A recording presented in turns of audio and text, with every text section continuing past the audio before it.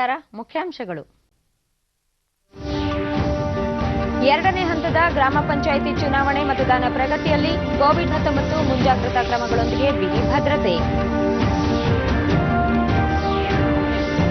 72ನೇ ಮನ್ ಕಿ ಬಾತ್ ಕಾರ್ಯಕ್ರಮದಲ್ಲಿ ದೇಶವಾಸಿಗಳನ್ನು ಉದ್ದೇಶಿಸಿ ಪ್ರಧಾನಿ ಭಾಷಣ, ದೂರದರ್ಶನ ಸೇರಿ ಎಲ್ಲ ವಾಹಿನಿಗಳಲ್ಲಿ ಪ್ರಸಾರ. ದಾದ್ರಾ ನಗರ್ ಹವೇಲಿ, ದಾಮನ್ ಮತ್ತು ದಿಯುಗೆ ರಾಷ್ಟ್ರಪತಿ ಭೇಟಿ, ಐಎನ್ಎಸ್ ಕುಕ್ರಿ ಸ್ಮಾರಕ, ಧ್ವನಿ ಮತ್ತು ಬೆಳಕಿನ ಕೋಟೆಯ ನಿರ್ಮಾಣ ಕಾಮಗಾರಿಗೆ ಶಿಲಾನ್ಯಾಸ. ಹೊಸ ಕೃಷಿ ಕಾಯ್ದೆ ಕುರಿತು ಪ್ರತಿಭಟನೆ, ಇದೇ 31ರಂದು ರೈತರೊಂದಿಗೆ ಮತ್ತೊಂದು ಸುತ್ತಿನ ಮಾತುಕತೆ ನಡೆಸಲು ಕೇಂದ್ರ ಸರ್ಕಾರ ಸಮ್ಮತಿ. ವಾರ್ತೆಗಳ ವಿವರ. ರಾಜ್ಯದಲ್ಲಿ ಎರಡನೇ ಹಂತದ ಗ್ರಾಮ ಪಂಚಾಯತ್ ಚುನಾವಣೆ ಆರಂಭಗೊಂಡಿದ್ದು, ಮತದಾರರು ಬೆಳಗ್ಗೆಯಿಂದಲೇ ಮತಕೇಂದ್ರಗಳಿಗೆ ಭೇಟಿ ನೀಡಿ ತಮ್ಮ ಹಕ್ಕು ಚಲಾಯಿಸುತ್ತಿದ್ದಾರೆ. ಬೆಳಗ್ಗೆ 7 ಗಂಟೆಗೆ ಮತದಾನ ಪ್ರಕ್ರಿಯೆ ಆರಂಭಗೊಂಡಿದ್ದು, ಸಂಜೆ 5 ಗಂಟೆಯವರೆಗೆ ನಡೆಯಲಿದೆ.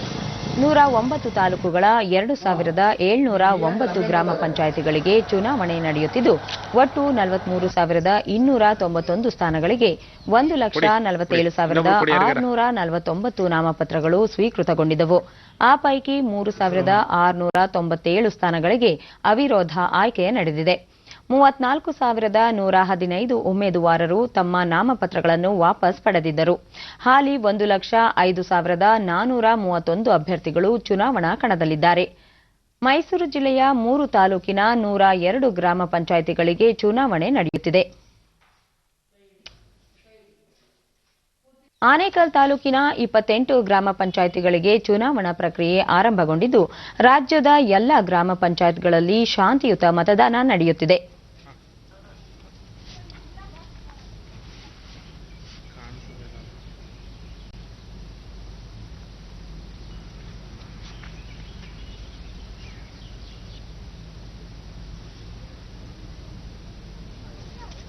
ಧಾರವಾಡದ ಮತಗಟ್ಟೆಯೊಂದರಲ್ಲಿ ಕೊರೆವ ಚಳಿಯನ್ನು ಲೆಕ್ಕಿಸದೆ ಮತದಾರರು ಬೆಳ್ಳಂಬೆಳಗ್ಗೆ ಸರತಿ ಸಾಲಿನಲ್ಲಿ ನಿಂತು ಉತ್ಸಾಹದಿಂದ ಮತ ಚಲಾಯಿಸಿದರು.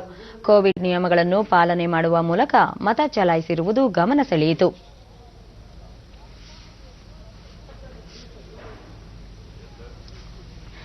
ರಾಯಚೂರು ಜಿಲ್ಲೆಯ ಸಿಂಧನೂರು ತಾಲೂಕಿನ ಜವಳಗೇರ ಮತಗಟ್ಟೆಯಲ್ಲಿ ವೃದ್ಧರು ಸೇರಿದಂತೆ ಎಲ್ಲರೂ ಮತ ಚಲಾಯಿಸಿದರು. ಕಳೆದ ಡಿಸೆಂಬರ್ 22ರಂದು ಮೊದಲ ಹಂತದ ಚುನಾವಣೆ ನಡೆದಿತ್ತು.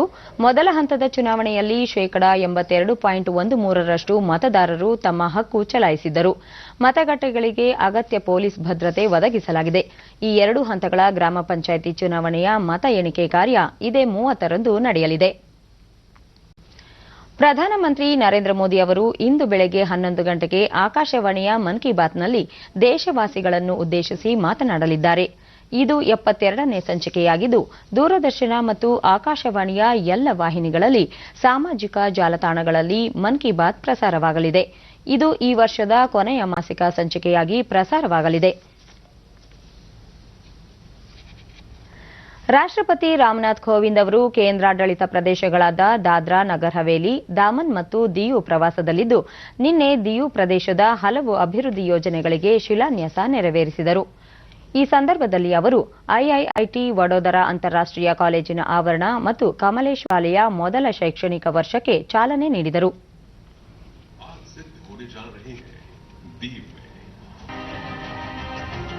ನಂತರ ರಾಷ್ಟ್ರಪತಿ ದಿಯು ಕೇಂದ್ರಾಡಳಿತ ಪ್ರದೇಶ ಹಲವು ಸ್ವಾತಂತ್ರ್ಯ ಹೋರಾಟ ಮತ್ತು ಯೋಧರ ವೀರತೆಗೆ ಸಾಕ್ಷಿಯಾಗಿದೆ. ಐಎನ್ಎಸ್ ಕುಕ್ರಿಯನ್ನು ಮುನ್ನಡೆಸಿದ ಯೋಧ ಮಹೇಂದ್ರನಾಥ್ ಮುಲ್ಲಾ ಅವರ ಶೌರ್ಯ ಗಾಥೆಗಳನ್ನು ಸಾರುವ ಸ್ಮಾರಕ ಮುಂದಿನ ಪೀಳಿಗೆಗೆ ಮಾದರಿಯಾಗಲಿದೆ ಎಂದರು. ಇಂದು ದಿಯು ನಗರದ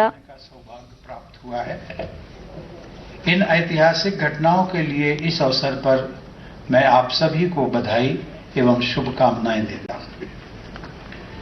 देवियों और सज्जनों, यह देखकर सुखद आश्चर्य होता है कि इस छोटे से द्वीप में, जिसको कि शांति द्वीप भी कहा जाता है, भारत में ही नहीं बल्कि विश्व के समुद्री मानचित्र पर महत्वपूर्ण स्थान अर्जित किया है. दीव टापू को कभी जिब्राल्टर ऑफ ईस्ट कहा जाता था. गुजरात से अफ्रीका तथा खाड़ी के देशों में जाने वाले अधिकांश जहाज दीव से होकर जाते थे. व्यापार एवं सैन्य महत्व की दृष्टि से दीव का प्रमुख स्थान रहा है। इस क्षेत्र का इतिहास साहस, वीरता और देश प्रेम के अनेक गाथाओं से जुड़ा हुआ है। हाल के इतिहास में यह द्वीप पुर्तगालियों से आजादी के लिए चलाए गए ऑपरेशन विजय और 1971 के युद्ध के दौरान भारतीय सैनिकों की असाधारण वीरता का साक्षी रहा है। भारत पाकिस्तान युद्ध में 9 दिसंबर 1971 को देश की रक्षा करते हुए भारतीय नौसेना के कैप्टन महेंद्र नाथ मुल्ला ने अपना सर्वोच्च बलिदान दिया था। अंतिम समय ಇನ್ನು तक ದೀವ್ वे अपने ನಗರದ ಐಎನ್ಎಸ್ ಕುಕ್ರಿ ಸ್ಮಾರಕ ಮತ್ತು ಧ್ವನಿ ಮತ್ತು ಬೆಳಕಿನ ಕೋಟೆಯ ನಿರ್ಮಾಣ ಕಾಮಗಾರಿ ಹಾಗೂ ಸಿಟಿ ವಾಲ್ನ 1.3 ಕಿಲೋಮೀಟರ್ ಉದ್ದದ ಪುರಾತನ ಪಾದಚಾರಿ ಮಾರ್ಗದ ಸುಧಾರಣಾ ಕಾಮಗಾರಿಗಳಿಗೆ ಶಿಲಾನ್ಯಾಸ ನೆರವೇರಿಸಲಿದ್ದಾರೆ. खुकरी के साथ ही जल समाधि ले ली थी। ಕೇಂದ್ರ ಗೃಹ ಸಚಿವ ಅಮಿತ್ ಶಾ ಅವರು ಇಂದು ಮಣಿಪುರ ಪ್ರವಾಸದಲ್ಲಿದ್ದು ಅಲ್ಲಿನ 7 ಪ್ರಮುಖ ಕಾಮಗಾರಿಗಳಿಗೆ ಶಿಲಾನ್ಯಾಸ ನೆರವೇರಿಸಲಿದ್ದಾರೆ. ಈಶಾನ್ಯ ಅಭಿವೃದ್ಧಿ ವಲಯದ ಸ್ವತಂತ್ರ ನಿರ್ವಹಣೆಯ ಕೇಂದ್ರ ಖಾತೆ ರಾಜ್ಯ ಸಚಿವ ಡಾ ಜಿತೇಂದ್ರ ಸಿಂಗ್ ಕಾರ್ಯಕ್ರಮದಲ್ಲಿ ಪಾಲ್ಗೊಳ್ಳಲಿದ್ದಾರೆ. ನಂತರ ಇಂಪಾಲಾದ ಹಪ್ತಾ ಕಂಜೀಬಾಗ್ನಲ್ಲಿ ಏರ್ಪಡಿಸಲಾಗಿರುವ ಸಾರ್ವಜನಿಕ ಸಭೆಯನ್ನುದ್ದೇಶಿಸಿ ಮಾತನಾಡಲಿದ್ದಾರೆ. ಅಮಿತ್ ಶಾ ಅವರ ಭೇಟಿ ಹಿನ್ನೆಲೆಯಲ್ಲಿ ಮಣಿಪುರ ರಾಜ್ಯ ಸರ್ಕಾರ ಬಿಗಿ ಪೊಲೀಸ್ ಬಂದೋಬಸ್ತ್ ಏರ್ಪಡಿಸಿದೆ. ಕೇಂದ್ರ ಸರ್ಕಾರದ ಕೃಷಿ ಕಾಯ್ದೆಗಳನ್ನು ವಿರೋಧಿಸಿ ದೆಹಲಿ ಗಡಿಯಲ್ಲಿ ಪ್ರತಿಭಟನೆ ನಡೆಸುತ್ತಿರುವ ರೈತರು ಕೇಂದ್ರ ಸರ್ಕಾರದ ಜೊತೆ ಚರ್ಚಿಸಲು 4 ಪ್ರಸ್ತಾವಗಳನ್ನು ಸಲ್ಲಿಸಿದ್ದಾರೆ. ಕೇಂದ್ರ ಸರ್ಕಾರ ರೈತರ ಪ್ರಸ್ತಾವನೆಗಳ ಕುರಿತು ಚರ್ಚಿಸಲು ಸಮ್ಮತಿ ಸೂಚಿಸಿದ್ದು ಡಿಸೆಂಬರ್ 31ರಂದು ರೈತರೊಂದಿಗೆ ಮತ್ತೊಂದು ಸುತ್ತಿನ ಮಾತುಕತೆ ನಡೆಯಲಿದೆ. ಕೇಂದ್ರ ಸರ್ಕಾರ ರೈತರೊಂದಿಗೆ ಸಕಾರಾತ್ಮಕವಾಗಿ ಸ್ಪಂದಿಸಲು ಸಮ್ಮತಿಸಿದೆ. ಕೆಲ ರೈತರು ಕೇಂದ್ರ ಸರ್ಕಾರದ ಹೊಸ ಕಾನೂನಿನ ಕುರಿತು ತಮ್ಮ ಅಭಿಪ್ರಾಯಗಳನ್ನು ಹಂಚಿಕೊಂಡಿದ್ದಾರೆ. पूरे मिले हैं, हमारे खाते में पूरी पेमेंट आई है। बाकी जो 2-2 हज़ार रुपये किसान समृद्धि योजना के आते हैं वो हमारे खाते में एसडीज आते रहते हैं, इसलिए 4-5 बार मेरे खाते में आ चुके हैं। तो बाकी हमें इस बिल से कोई विरोध नहीं है जी। हमारे कृषि कार्ड बने हैं, कृषि कार्ड हमारे को बिल्कुल सस्ते दरों पर हमारे को ब्याज देना पड़ता है और हमारे को जो आज तक हमने आड़तियों से ब्याज पे या एडवांस में पैसे लेते थे उनसे हमारे को मुक्ति मिली है। इन कृषि कानूनों में कोई भी ऐसी बात नहीं है जिसमें किसान का अहित हो, और वो किसान होते हैं जो बहुत भोले होते हैं। जो विपक्ष है, पक्षी जो पार्टियां हैं वो किसानों को बहकाने का और बरगलाने का ಕೃಷಿ ರಂಗದ ಕಲ್ಯಾಣವಾಗುತ್ತದೆ ಎಂದರೆ ಯಾವುದೇ ಪ್ರಯೋಗಕ್ಕೆ ನಾವು ಸಿದ್ಧರಿರುವುದು ಅಗತ್ಯವಾಗಿದ್ದು ರೈತರು ಹೊಸ ಕಾಯ್ದೆಗಳಿಗೆ ಅವಕಾಶ ನೀಡುವ ಬಗ್ಗೆ ಆಲೋಚಿಸುವುದು ಉಚಿತವಾಗಿದೆ ಎಂದು ಮಾಜಿ ಮುಖ್ಯಮಂತ್ರಿ ಎಚ್ಡಿ ಕುಮಾರಸ್ವಾಮಿ ಅಭಿಪ್ರಾಯಪಟ್ಟಿದ್ದಾರೆ. ಈ ಕುರಿತು ಸರಣಿ ಟ್ವೀಟ್ ಮಾಡಿರುವ ಅವರು, ಭಾರತೀಯ ಕೃಷಿ ರಂಗ ವಿಷವರ್ತುಲದಲ್ಲಿದೆ ಎಂಬುದು ಸಾರ್ವತ್ರಿಕ ಆರೋಪವಾಗಿದ್ದು ಸರ್ಕಾರ ಹೋರಾಟಗಾರರ ನಡುವೆ ಸಮನ್ವಯ ಇರಬೇಕು. ಕೇಂದ್ರ ಸರ್ಕಾರ ರೈತರಿಗೆ ಕಾರ್ಯಕ್ರಮಗಳ ಮೂಲಕ ಪರೋಕ್ಷ ಸಂದೇಶ ರವಾನಿಸುವ ಬದಲಿಗೆ ಪ್ರಧಾನಿ ನೇತೃತ್ವದಲ್ಲಿ ನಿರ್ಣಾಯಕ ಸಭೆ ನಡೆಸಿ ಹೋರಾಟ ಅಂತ್ಯಗೊಳಿಸುವುದು ಸೂಕ್ತ. ಇದು ದೇಶದ ಘನತೆ ದೃಷ್ಟಿಯಿಂದ ಅತ್ಯಗತ್ಯವೂ ಹೌದು. ದೇಶದ ಘನತೆ ವಿಚಾರದಲ್ಲಿ ಮೋದಿ ಅವರು ಎಚ್ಚರಿಕೆಯಿಂದ ವರ್ತಿಸುತ್ತಾರೆ. ಆದ್ದರಿಂದ ಸಮಸ್ಯೆ ಕೂಡಲೇ ಇತ್ಯರ್ಥವಾಗಲಿ ಎಂದು ಹೇಳಿದ್ದಾರೆ. ಕಾಯ್ದೆ ಬಗ್ಗೆ ಕೇಂದ್ರ ಸಚಿವ ರಾಜನಾಥ್ ಸಿಂಗ್ ಅವರ ಮಾತುಗಳು ಭರವಸೆ ಮೂಡಿಸುವಂತಿದೆ. ಕಾಯ್ದೆಗಳ ಪ್ರಯೋಗಾತ್ಮಕ ಜಾರಿಗೆ ಅವಕಾಶ ನೀಡುವಂತೆ ಅವರು ಕೋರಿದ್ದಾರೆ. ಅಲ್ಲದೆ ಕಾಯ್ದೆಗಳು ರೈತರಿಗೆ ಸಮಸ್ಯೆ ಸೃಷ್ಟಿಸುವಂತಿದ್ದರೆ ಸರ್ಕಾರ ಅವುಗಳನ್ನು ಹಿಂದಕ್ಕೆ ಪಡೆಯುವುದಾಗಿಯೂ ಆಶ್ವಾಸನೆ ನೀಡಿದ್ದಾರೆ. ಈ ನಿಟ್ಟಿನಲ್ಲಿ ರೈತರು ಯೋಚಿಸಬೇಕು ಎಂದು ಸಲಹೆ ನೀಡಿದ್ದಾರೆ. ಕೇಂದ್ರದ 3 ಕೃಷಿ ಕಾಯ್ದೆಗಳ ವಿಚಾರವಾಗಿ ನಡೆಯುತ್ತಿರುವ ಪ್ರತಿಭಟನೆ ವಿಶ್ವದ ಗಮನ ಸೆಳೆಯುತ್ತಿದೆ. ಭಾರತದಲ್ಲಿ ಏನೋ ಸಮಸ್ಯೆ ಸೃಷ್ಟಿಯಾಗಿದೆ ಎಂಬರ್ಥವನ್ನು ರೈತರ ಈ ಹೋರಾಟ ಹೊಮ್ಮಿಸುತ್ತಿದೆ. ದೇಶ ಗಳಿಸಿಕೊಂಡ ಖ್ಯಾತಿ, ಸ್ಥಾನಮಾನಗಳಿಗೆ ಹೋರಾಟಗಳು ಚ್ಯುತಿ ಉಂಟು ಮಾಡಬಾರದು. ಅದೇ ಹೊತ್ತಲ್ಲೇ ರೈತರಿಗೆ ಅನಾನುಕೂಲವೂ ಆಗಬಾರದು ಎಂದು ಅವರು ಅಭಿಪ್ರಾಯ ವ್ಯಕ್ತಪಡಿಸಿದ್ದಾರೆ. ಮುಖ್ಯಮಂತ್ರಿ ಬಿಎಸ್ ಯಡಿಯೂರಪ್ಪ ನೇತೃತ್ವದಲ್ಲಿ ನಡೆದ ಉನ್ನತ ಮಟ್ಟದ ಒಪ್ಪಿಗೆ ನೀಡಿಕೆ ಸಮಿತಿ ಸಭೆಯಲ್ಲಿ ಒಟ್ಟು 26,000 ಕೋಟಿ ರೂಪಾಯಿ ಹೂಡಿಕೆಗೆ ಅನುಮೋದನೆ ನೀಡಲಾಗಿದೆ ಎಂದು ಸಚಿವ ಡಾ ಕೆ ಸುಧಾಕರ್ ಟ್ವೀಟ್ ಮಾಡಿದ್ದಾರೆ. ಸಮಿತಿಯ 55ನೇ ಸಭೆಯಲ್ಲಿ 5 ಹೊಸ ಯೋಜನೆಗಳಿಗೆ ಅನುಮೋದನೆ ನೀಡಿದ್ದು ಇವುಗಳಿಂದ 26,659 ಕೋಟಿ ರೂಪಾಯಿ ಬಂಡವಾಳ ಹೂಡಿಕೆಯಾಗಲಿದ್ದು 13,341 ಜನರಿಗೆ ಉದ್ಯೋಗಾವಕಾಶ ಲಭ್ಯವಾಗಲಿದೆ. ಚಿಕ್ಕಬಳ್ಳಾಪುರದಲ್ಲಿ ಹ್ಯೂನೆಟ್ ಕಂಪನಿ ಎಲೆಕ್ಟ್ರಿಕ್ ವಾಹನ ಹಾಗೂ ಬ್ಯಾಟರಿ ಉತ್ಪಾದನಾ ಘಟಕಕ್ಕೆ 1,825 ಕೋಟಿ ರೂಪಾಯಿ ಹೂಡಿಕೆ ಮಾಡುತ್ತಿದೆ ಎಂದು ಅವರು ಟ್ವೀಟ್ ಮಾಡಿದ್ದಾರೆ.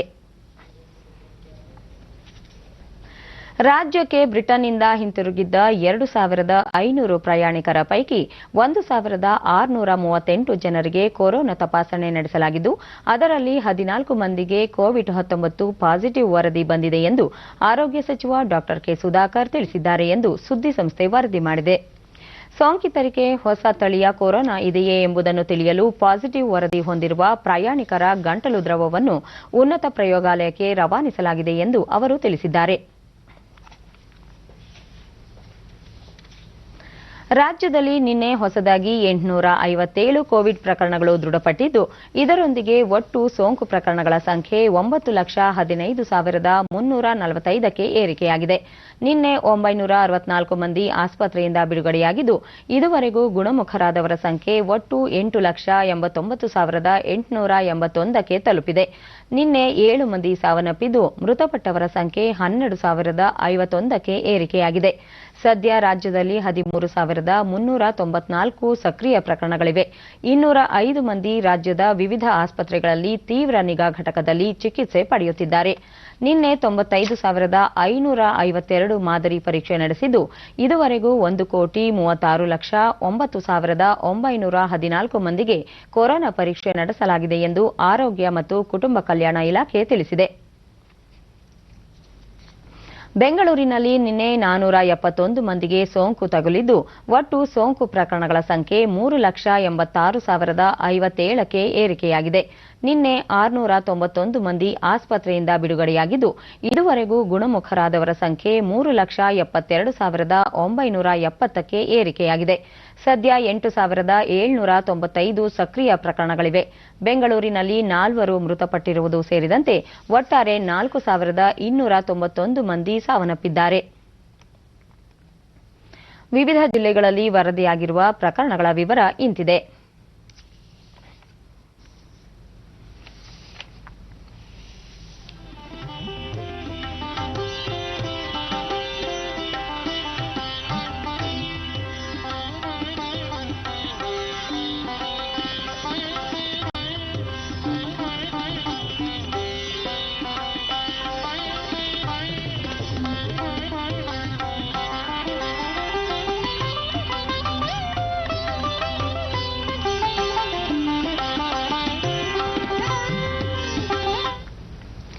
ದೇಶದಲ್ಲಿ ಕೋವಿಡ್-19 ಸೋಂಕು ಪ್ರಕರಣಗಳ ಸಂಖ್ಯೆಯಲ್ಲಿ ಗಣನೀಯ ಇಳಿಕೆ ಕಂಡುಬಂದಿದೆ.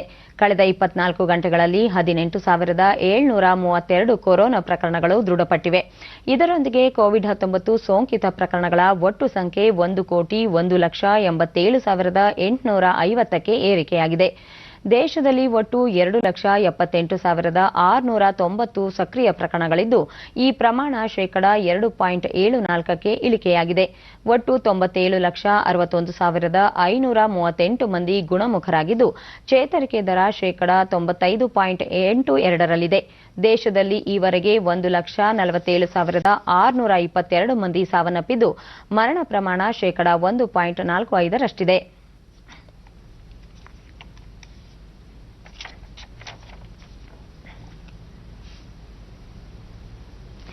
ಸಿಬಿಎಸ್ಇ ಬೋರ್ಡ್ನ 2021ನೇ ಸಾಲಿನ 10 ಮತ್ತು 12ನೇ ತರಗತಿಯ ಪರೀಕ್ಷೆಯ ದಿನಾಂಕವನ್ನು ಇದೇ 31ರಂದು ಪ್ರಕಟಿಸಲಾಗುವುದು ಎಂದು ಕೇಂದ್ರ ಸಚಿವ ರಮೇಶ್ ಪೋಖ್ರಿಯಾಲ್ ತಿಳಿಸಿದ್ದಾರೆ. ಕೋವಿಡ್ ಸಾಂಕ್ರಾಮಿಕ ಹಿನ್ನೆಲೆಯಲ್ಲಿ ಮುಂಜಾಗ್ರತಾ ಕ್ರಮಗಳನ್ನು ಕೈಗೊಂಡು ವಿದ್ಯಾರ್ಥಿಗಳಿಗೆ ಅನುಕೂಲಕರವಾಗುವ ರೀತಿಯಲ್ಲಿ ನಿರ್ಧಾರ ಪ್ರಕಟವಾಗಲಿದೆ ಎಂದು ತಮ್ಮ ಟ್ವೀಟ್ ಸಂದೇಶದಲ್ಲಿ ತಿಳಿಸಿದ್ದಾರೆ. ಪ್ರಧಾನಿ ನರೇಂದ್ರ ಮೋದಿ ಅವರು ಆಯುಷ್ಮಾನ್ ಭಾರತ್ ಜೈ ಸೇಹತ್ ಯೋಜನೆಯನ್ನು ಜಮ್ಮು ಕಾಶ್ಮೀರದ ಎಲ್ಲ ನಿವಾಸಿಗಳಿಗೆ ವಿಸ್ತರಿಸುವ ಪ್ರಕ್ರಿಯೆಗೆ ವಿಡಿಯೋ ಕಾನ್ಫರೆನ್ಸ್ ಮೂಲಕ ನಿನ್ನೆ ಚಾಲನೆ ನೀಡಿದರು. ಕಾರ್ಯಕ್ರಮದಲ್ಲಿ ಹಲವು ಫಲಾನುಭವಿಗಳಿಗೆ ಯೋಜನೆಯ ಕಾರ್ಡ್ಗಳನ್ನು ಪ್ರದಾನ ಮಾಡಲಾಯಿತು. ನಂತರ ಆಯುಷ್ಮಾನ್ ಭಾರತ್ ಯೋಜನೆಯ 2 ಫಲಾನುಭವಿಗಳೊಂದಿಗೆ ಪ್ರಧಾನಿ ಸಂವಾದ ನಡೆಸಿ ಯೋಜನೆಯಿಂದ ಲಭಿಸುತ್ತಿರುವ ಪ್ರಯೋಜನಗಳನ್ನು ಆಲಿಸಿದರು.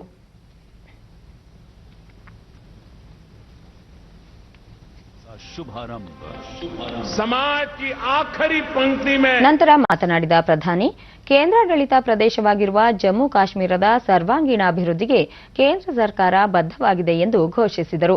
ಸ್ಥಳೀಯ ಸಂಸ್ಥೆ ಚುನಾವಣೆಗಳನ್ನು ಪಾರದರ್ಶಕವಾಗಿ ನಡೆಸಿರುವ ಕೇಂದ್ರಾಡಳಿತ ಪ್ರದೇಶದ ಆಡಳಿತವನ್ನು ಶ್ಲಾಘಿಸಿದ ಪ್ರಧಾನಿ, ಮಹಾತ್ಮ ಗಾಂಧಿ ಅವರ ಗ್ರಾಮ ಸ್ವರಾಜ್ಯದ ಮುಂದಾಲೋಚನೆಯಲ್ಲಿ ಜಮ್ಮು ಕಾಶ್ಮೀರ ಜಯ ಸಾಧಿಸಿದೆ. ಪ್ರಜಾಪ್ರಭುತ್ವವನ್ನು ಬಲಪಡಿಸಿರುವುದಕ್ಕಾಗಿ ಕೊರೋನಾ ಸೇರಿದಂತೆ ಎಲ್ಲ ಸಂಕಷ್ಟಗಳ ನಡುವೆ ಜಿಲ್ಲಾ ಅಭಿವೃದ್ಧಿ ಮಂಡಳಿ ಚುನಾವಣೆಗಳಲ್ಲಿ ಮತ ಚಲಾಯಿಸಿದ ಜನತೆಯನ್ನು ಅವರು ಅಭಿನಂದಿಸಿದರು.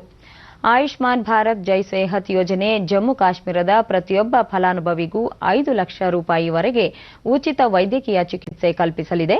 ಪ್ರಸ್ತುತ ಕೇವಲ 6 ಲಕ್ಷ ಕುಟುಂಬಗಳಿಗೆ ಕಲ್ಪಿಸಲಾಗುತ್ತಿರುವ ಈ ಪ್ರಯೋಜನವನ್ನು ಸೇಹತ್ ಯೋಜನೆ ಮೂಲಕ 21 ಲಕ್ಷ ಕುಟುಂಬಗಳಿಗೆ ವಿಸ್ತರಿಸಲಾಗಿದೆ ಎಂದು ಹೇಳಿದರು. ಯೋಜನೆಯಡಿ ಜಮ್ಮು ಕಾಶ್ಮೀರದ ಸರ್ಕಾರಿ ಹಾಗೂ ಖಾಸಗಿ ಆಸ್ಪತ್ರೆಗಳಲ್ಲಿ ಮಾತ್ರವಲ್ಲದೆ ಯೋಜನೆಯಡಿ ಪಟ್ಟಿ ಮಾಡಿರುವ ದೇಶದ ಯಾವುದೇ ಆಸ್ಪತ್ರೆಗಳಲ್ಲಿ ಚಿಕಿತ್ಸೆ ಪಡೆಯಲು ಅವಕಾಶ ಕಲ್ಪಿಸಿದೆ ಎಂದರು. ಪ್ರಜಾಪ್ರಭುತ್ವದ ಬಗ್ಗೆ ಬೋಧನೆ ಮಾಡುವವರು ಅದನ್ನು ಆಚರಣೆಗೆ ತರಬೇಕು ಎಂದು ಪ್ರತಿಪಕ್ಷ ಕಾಂಗ್ರೆಸ್ ಬಗ್ಗೆ ಪರೋಕ್ಷವಾಗಿ ವ್ಯಂಗ್ಯವಾಡಿದ ಪ್ರಧಾನಿ, ಸುಪ್ರೀಂ ಕೋರ್ಟ್ ಸ್ಥಳೀಯ ಸಂಸ್ಥೆ ಚುನಾವಣೆ ನಡೆಸುವಂತೆ ಸೂಚನೆ ನೀಡಿದ್ದರೂ ಕಾಂಗ್ರೆಸ್ ಆಡಳಿತದ ಕೇಂದ್ರಾಡಳಿತ ಪ್ರದೇಶ ಪುದುಚೇರಿಯಲ್ಲಿ ಚುನಾವಣೆ ನಡೆಸಿಲ್ಲ. ಆದರೆ ಆ ಪಕ್ಷ ಪ್ರಜಾಪ್ರಭುತ್ವದ ಬಗ್ಗೆ ಎಲ್ಲರಿಗೂ ಬೋಧನೆ ನೀಡುತ್ತದೆ ಎಂದು ಹೇಳಿದರು. और सभी दलों की तरफ से ये चुनाव बहुत ही ट्रांसपेरेंट हुए, नेक नीयत से हुए। ये जब मैं सुनता हूं तो मेरा इतना मुझे गर्व हो रहा है कि जम्मू कश्मीर से चुनाव निष्पक्ष होना, स्वतंत्र होना, ये बात जम्मू कश्मीर की तरफ से सुनता हूं तो लोकतंत्र की ताकत का हमें और विश्वास मजबूत हो जाता है। मैं प्रशासन को भी, सुरक्षा बलों को भी ढेर सारी बधाइयां देता हूं। आपने छोटा काम नहीं किया है, बहुत बड़ा काम किया है। आज मैं अगर रूबरू में होता तो सब प्रशासन के लोगों को जितनी तारीफ करता शायद मेरे शब्द कम पड़ जाते। इतना बड़ा काम आपने किया है। आपने देश में एक नया विश्वास पैदा किया है और उसका पूरा क्रेडिट मनोज जी और उनके सरकार के प्रशासन के सब लोगों को जाती है। भारत के लिए गौरव का पल है। साथियों, जम्मू कश्मीर में ये त्रिस्तरीय पंचायत व्यवस्था एक प्रकार से महात्मा गांधी का ग्राम स्वराज का सपना, एक प्रकार से चुनाव गांधी के ग्राम स्वराज का सपना जीता है और देश में जो पंचायती राज व्यवस्था है उसने आज जम्मू कश्मीर की धरती पर पूर्णता को प्राप्त किया है। ये नए दशक में नए युग के नए नेतृत्व का आरंभ है। बीते वर्षों में हमने जम्मू कश्मीर में ग्रास रूट डेमोक्रेसी को जमीनी स्तर पर लोकतांत्रिक संस्थाओं को मजबूत करने के लिए दिन रात प्रयास किया है। और जम्मू कश्मीर के भाइयों बहनों को पता होगा, एक समय था हम लोग जम्मू कश्मीर की सरकार का हिस्सा थे। इन दोनों कामों को आने वाले दिनों में पूरा कराएगी। ಜಮ್ಮು ಕಾಶ್ಮೀರ ಉಪರಾಜ್ಯಪಾಲ ಮನೋಜ್ ಸಿನ್ಹಾ ಪ್ರಧಾನಮಂತ್ರಿ ಕಿಸಾನ್ ಸಮ್ಮಾನ್ ಯೋಜನೆಯಡಿ ಜಮ್ಮು ಕಾಶ್ಮೀರದ 10,70,000 ರೈತರು ಆರ್ಥಿಕ ನೆರವು ಸ್ವೀಕರಿಸಿದ್ದಾರೆ ಎಂದು ಹೇಳಿದರು. 3 ಹಂತದ ಪಂಚಾಯಿತಿ ವ್ಯವಸ್ಥೆಯನ್ನು ಜಾರಿಗೊಳಿಸುವ ಮೂಲಕ ಕೇಂದ್ರಾಡಳಿತ ಪ್ರದೇಶದಲ್ಲಿ ತಳಮಟ್ಟದ ಪ್ರಜಾಪ್ರಭುತ್ವವನ್ನು ಬಲಪಡಿಸಲಾಗಿದ್ದು, ಜಿಲ್ಲಾ ಅಭಿವೃದ್ಧಿ ಮಂಡಳಿಗಳಿಗೆ ನಡೆದ ಚುನಾವಣೆಯಲ್ಲಿ ಆಯ್ಕೆಗೊಂಡ ಸದಸ್ಯರು ಇದೇ 28ರಂದು ಪ್ರಮಾಣ ವಚನ ಸ್ವೀಕರಿಸಲಿದ್ದಾರೆ ಎಂದು ಪ್ರಕಟಿಸಿದರು. ಕೇಂದ್ರ ಆರೋಗ್ಯ ಸಚಿವ ಡಾ ಹರ್ಷವರ್ಧನ್, ಪ್ರಧಾನಮಂತ್ರಿ ಕಾರ್ಯಾಲಯದ ಸಚಿವ ಡಾ ಜಿತೇಂದ್ರ ಸಿಂಗ್ ಮತ್ತಿತರ ಗಣ್ಯರು ಉಪಸ್ಥಿತರಿದ್ದರು. किस तरह से इस काम को आगे बढ़ाना है और आपके निर्देशन में हम अपने सभी मित्रों के साथ इस योजना को आज जमीन पर उतारने में सफल हुए। ಈಗ ಜಾಹೀರಾತು, ನಂತರ ವಾರ್ತಾ ಪ್ರಸಾರ ಮುಂದುವರಿಯಲಿದೆ. ಇವತ್ತು ಪಾರ್ಟಿ ಬೇಕೇ ಬೇಕು. ಮೊದಲು ಚಾಂಪಿಯನ್ ಜೊತೆ ಸೆಲ್ಫಿ ತಗೊಳ್ಳೋಣ. ಐಡಿಯಾ, ಇಲ್ಲೇ ಮಾಡೋಣ ಪಾರ್ಟಿ. Pizza party. ಬೇಗ ನಿನ್ ಕಾರ್ಡ್ ಮತ್ತೆ ಪಿನ್ ಕೊಡೆ. ನನ್ ಕಾರ್ಡ್ ನ ಡೀಟೇಲ್ಸ್ ನಾನೇ ಹಾಕ್ತೀನಿ.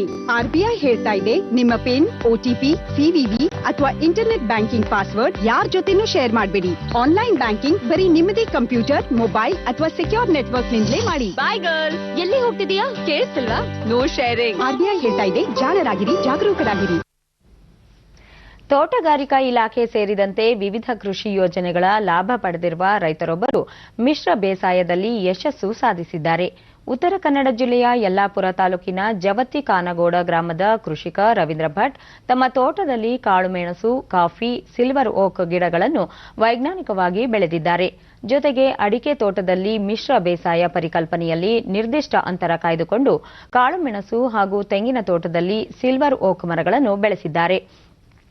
ಇವುಗಳಿಂದ ಉತ್ತಮ ಆದಾಯವನ್ನು ಅವರು ಪಡೆದಿದ್ದಾರೆ. ಈ ಕುರಿತು ಡಿಡಿ ನ್ಯೂಸ್ನೊಂದಿಗೆ ರವೀಂದ್ರ ಭಟ್ ಹನಿ ನೀರಾವರಿ ಸೇರಿದಂತೆ ತೋಟಗಾರಿಕಾ ಇಲಾಖೆಯ ವಿವಿಧ ಯೋಜನೆಗಳ ಲಾಭ ಪಡೆದು ವೈಜ್ಞಾನಿಕ ಕೃಷಿ ನಡೆಸಲಾಗಿದೆ. ಇಳುವರಿ ಹೆಚ್ಚಿದ್ದು ಉತ್ತಮ ಲಾಭ ಗಳಿಸಿದ್ದೇನೆ ಎಂದರು. ಒಂದು ಎಕರೆಯಲ್ಲಿ ಆದರೆ ಇಳುವರಿ ಚೆನ್ನಾಗಿ ಸೇಮ್ ಬರುತ್ತೆ.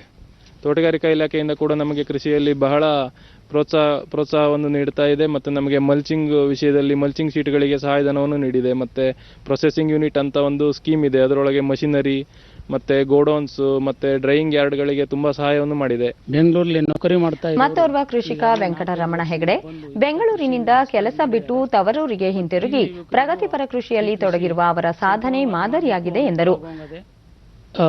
ಬಹಳ ಚೆನ್ನಾಗಿದೆ. ಕಾಫಿ, ಅಡಿಕೆ, ಮೆಣಸು ಇವೆಲ್ಲ ಬೆಳೆ ಸಂಪೂರ್ಣವಾಗಿ ಮಾಡಿದ್ದಾರೆ. ಒಳ್ಳೆ ಇಳುವರಿನೂ ಇದೆ.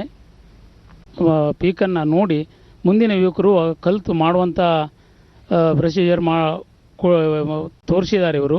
ಯುವ ಕೃಷಿಕ ಸಹಾಯಕ ತೋಟಗಾರಿಕಾ ಇಲಾಖೆ ಅಧಿಕಾರಿ ಸತೀಶ್ ಹೆಗಡೆ ಕೃಷಿಯಲ್ಲಿ ವಿನೂತನ ಪ್ರಯೋಗಗಳನ್ನು ನಡೆಸುತ್ತಿರುವ ರವೀಂದ್ರ ಭಟ್ ಅವುಗಳಲ್ಲಿ ಗಣನೀಯ ಯಶಸ್ಸು ಸಾಧಿಸಿದ್ದಾರೆ. ಯುವ ಕೃಷಿಕರು ಈ ಪ್ರಯೋಗಗಳನ್ನು ಅನುಸರಿಸಬೇಕು ಎಂದು ತಿಳಿಸಿದರು. ಎರಡು ಸ್ಪೇಸಿಂಗ್ನಲ್ಲಿ ಪ್ಲಾಂಟಿಂಗ್ ಮಾಡಿ ಅವುಗಳಲ್ಲಿ ಆಗ್ತಾ ಇರುವಂಥ ವ್ಯತ್ಯಾಸಗಳು ಮತ್ತು ಇಳುವರಿಯಲ್ಲಿ ಆಗ್ತಾ ಇರುವಂಥ ಪರಿಣಾಮಗಳನ್ನು ಸಹ ಅವರು ಪರೀಕ್ಷೆಗೊಳಪಡಿಸಿ ಸಿದ್ಧಪಡಿಸಿಕೊಂಡಿದ್ದಾರೆ. ಇಲಾಖೆಯಿಂದ ಸಿಗುತ್ತಿರುವಂಥ ಸಾಕಷ್ಟು ಯೋಜನೆಗಳ ಬಗ್ಗೆಯೂ ಸಹ ಮಾಹಿತಿಯನ್ನು ಪಡೆದುಕೊಂಡು ಹೋಗ್ತಾರೆ. ಹಾಗೆ ತಂತ್ರಜ್ಞಾನಗಳ ಹೊಸ ತಂತ್ರಜ್ಞಾನಗಳ ಕುರಿತು ನಮ್ಮ ಇಲಾಖೆಯವರ ಜೊತೆ ಚರ್ಚೆ ನಡೆಸಿ ಯಾವ ರೀತಿಯಾಗಿ ಹೊಸ ತರಹದ ಕೃಷಿಯನ್ನು ಮಾಡಬಹುದು ಅನ್ನುವಂತಹ ಒಂದು ಚಿಂತನೆಯನ್ನು ಮಾಡಿಕೊಂಡು ಕೃಷಿಯನ್ನು ಮಾಡುತ್ತಾರೆ. ಜಮ್ಮು ಕಾಶ್ಮೀರದ ಶೋಪಿಯಾನ್ ಜಿಲ್ಲೆಯಲ್ಲಿ ಭದ್ರತಾ ಪಡೆ ಮತ್ತು ಭಯೋತ್ಪಾದಕರ ನಡುವೆ ನಡೆದ ಗುಂಡಿನ ಚಕಮಕಿಯಲ್ಲಿ ಇಬ್ಬರು ಭಯೋತ್ಪಾದಕರು ಸಾವನ್ನಪ್ಪಿದ್ದಾರೆ. ಹತ್ಯೆಗೀಡಾದ ಭಯೋತ್ಪಾದಕರು ಆಲ್ ಬಾದ್ರ್ ಸಂಘಟನೆಗೆ ಸೇರಿದವರು ಎಂದು ಡಿಜಿಪಿ ದಿಲ್ಬಾಗ್ ಸಿಂಗ್ ಹೇಳಿದ್ದಾರೆ. ಕಳೆದ ಜುಲೈ ತಿಂಗಳಿನಿಂದ ಭಯೋತ್ಪಾದಕ ಸಂಘಟನೆಗಳೊಂದಿಗೆ ಸಂಪರ್ಕ ಹೊಂದಿರುವ ಯುವಕರನ್ನು ಸೇನೆ ಪತ್ತೆ ಹಚ್ಚಿದೆ. ಖಚಿತ ಮಾಹಿತಿ ಮೇರೆಗೆ ಶೋಧ ಕಾರ್ಯ ನಡೆಸಿದಾಗ ಭಯೋತ್ಪಾದಕರ ಮತ್ತು ಸೇನೆ ಮಧ್ಯೆ ನಡೆದ ಘರ್ಷಣೆಯಲ್ಲಿ ಇಬ್ಬರು ಭಯೋತ್ಪಾದಕರು ಮೃತಪಟ್ಟಿದ್ದಾರೆ. ಮೆಲ್ಬರ್ನ್ನಲ್ಲಿ ನಡೆಯುತ್ತಿರುವ ಭಾರತ ಆಸ್ಟ್ರೇಲಿಯಾ ನಡುವಿನ ಎರಡನೇ ಟೆಸ್ಟ್ ಕ್ರಿಕೆಟ್ ಪಂದ್ಯದಲ್ಲಿ ಎರಡನೇ ದಿನವಾದ ಇಂದು ಭಾರತ ತಂಡದ ನಾಯಕ ಅಜಿಂಕ್ಯ ರಹಾನೆ ಅವರ ಅರ್ಧ ಶತಕದ ನೆರವಿನಿಂದ 5 ವಿಕೆಟ್ ನಷ್ಟಕ್ಕೆ 206 ರನ್ ಗಳಿಸಿ ಆಡುತ್ತಿದ್ದಾರೆ. ನಿನ್ನೆ ಟಾಸ್ ಗೆದ್ದ ಆಸ್ಟ್ರೇಲಿಯಾ ಬ್ಯಾಟಿಂಗ್ ಆಯ್ಕೆ ಮಾಡಿಕೊಂಡಿತ್ತು. ಭಾರತದ ಕರಾರುವಕ್ಕಾದ ಬೌಲಿಂಗ್ ದಾಳಿ ಪರಿಣಾಮ ಮೊದಲ ಇನ್ನಿಂಗ್ಸ್ನಲ್ಲಿ 195 ರನ್ಗಳಿಗೆ ಆತಿಥೇಯ ತಂಡ ಆಲ್ಔಟ್ ಆಯಿತು. ಆಸ್ಟ್ರೇಲಿಯಾ ಪರ ಮಾರ್ನಸ್ ಲ್ಯುಬುಶೇನ್ 48 ರನ್ ಗಳಿಸಿದರು. ಭಾರತದ ಪರ ಜಸ್ಪ್ರೀತ್ ಬುಮ್ರಾ 4, ರವಿಚಂದ್ರನ್ ಅಶ್ವಿನ್ 3, ಮೊಹಮ್ಮದ್ ಸಿರಾಜ್ 2 ವಿಕೆಟ್ ಪಡೆದರು. ಚೆನ್ನೈನಲ್ಲಿ ನಡೆದ ಅಖಿಲ ಭಾರತ ಮೋಟಾರ್ ಬೈಕ್ ರೇಸಿಂಗ್ನ 165 ಸಿಸಿ ಸ್ಟಾಕ್ ವಿಭಾಗದಲ್ಲಿ ಬೆಂಗಳೂರಿನ ಸ್ಪರ್ಧಿ ಉಲ್ಲಾಸ್ ಸಂತೃಪ್ತಾನಂದ ಅವರು 2ನೇ ಸ್ಥಾನ ಪಡೆದುಕೊಂಡಿದ್ದಾರೆ. ಡಿಸೆಂಬರ್ 11ರಿಂದ 20ರವರೆಗೆ ಚೆನ್ನೈನಲ್ಲಿ ಬೈಕ್ ರೇಸ್ ನಡೆದಿತ್ತು. ಉಲ್ಲಾಸ್ ಅವರು 2ನೇ ಸ್ಥಾನ ಪಡೆದುಕೊಳ್ಳುವ ಮೂಲಕ ರಾಜ್ಯ ಮಾತ್ರವಲ್ಲದೆ ದೇಶಕ್ಕೆ ಕೀರ್ತಿ ತಂದಿದ್ದಾರೆ.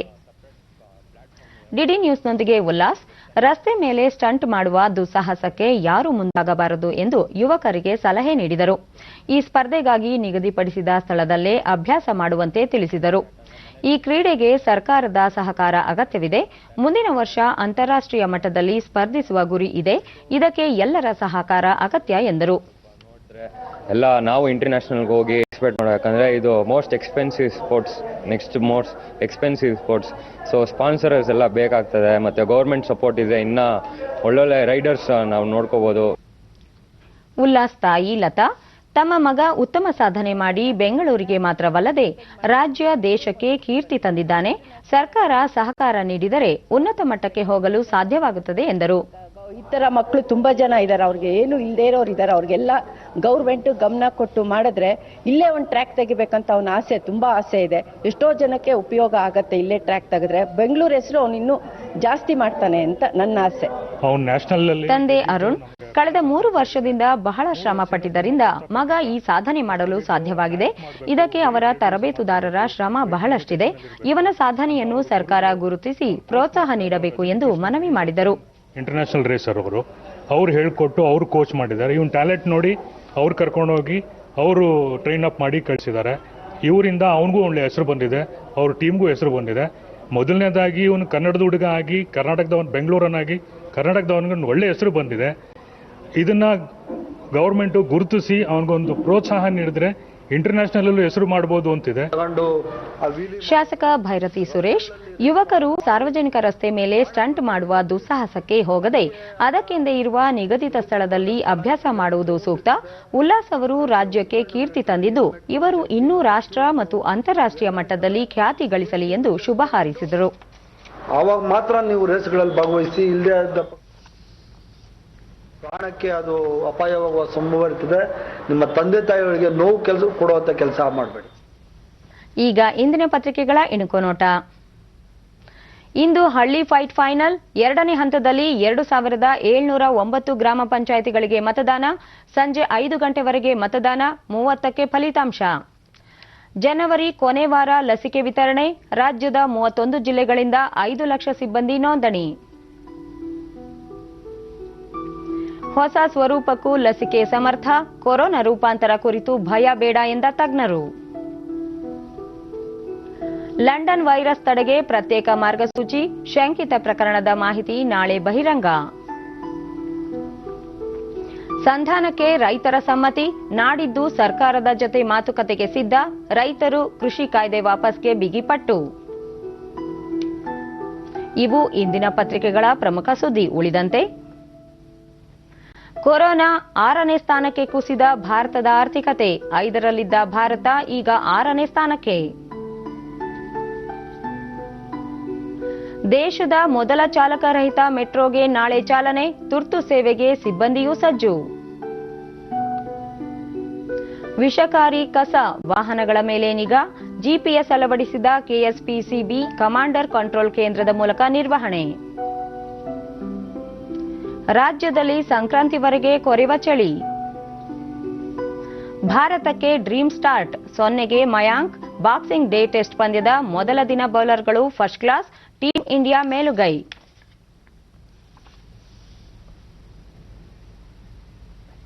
ಕೊನೆಯಲ್ಲಿ ಮತ್ತೊಮ್ಮೆ ಮುಖ್ಯಾಂಶಗಳು.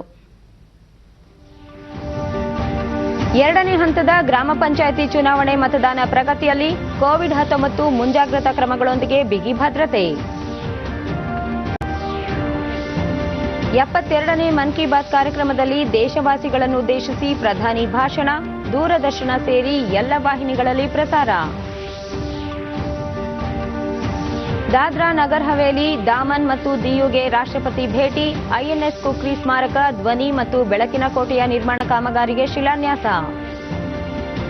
ಹೊಸ ಕೃಷಿ ಕಾಯ್ದೆ ಕುರಿತು ಪ್ರತಿಭಟನೆ. ಇದೇ 31ರಂದು ರೈತರೊಂದಿಗೆ ಮತ್ತೊಂದು ಸುತ್ತಿನ ಮಾತುಕತೆ ನಡೆಸಲು ಕೇಂದ್ರ ಸರ್ಕಾರ ಸಮ್ಮತಿ. ನಮ್ಮ ವಾರ್ತಾ ಪ್ರಸಾರವನ್ನು ನೀವು ಡಿಡಿ ಚಂದನ ನ್ಯೂಸ್ ಯೂಟ್ಯೂಬ್ ಚಾನೆಲ್ನಲ್ಲೂ ವೀಕ್ಷಿಸಬಹುದು. ನಮ್ಮ ಮುಂದಿನ ವಾರ್ತಾ ಪ್ರಸಾರ ಮಧ್ಯಾಹ್ನ 1 ಗಂಟೆಗೆ ಡಿಡಿ ಚಂದನದಲ್ಲಿ. ನಮಸ್ಕಾರ.